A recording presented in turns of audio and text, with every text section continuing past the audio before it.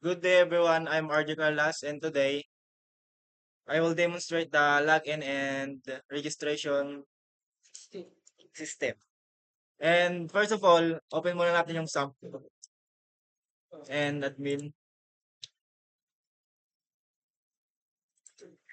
Yan. Kahit control P mo na lang yan.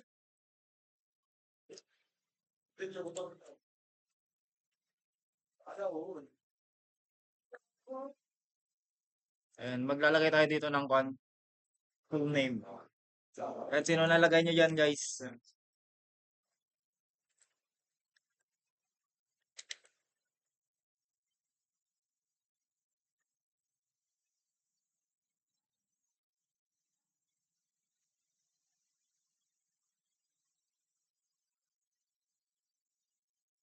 Show password.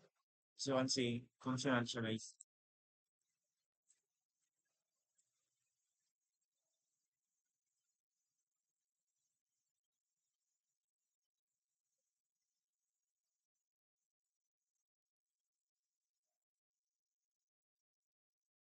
Try natin i-register.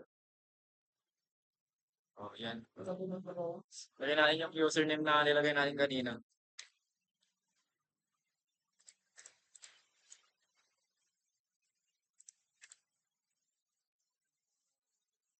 Yan. Yan si gumagana siya guys. Yan. Kapalin natin.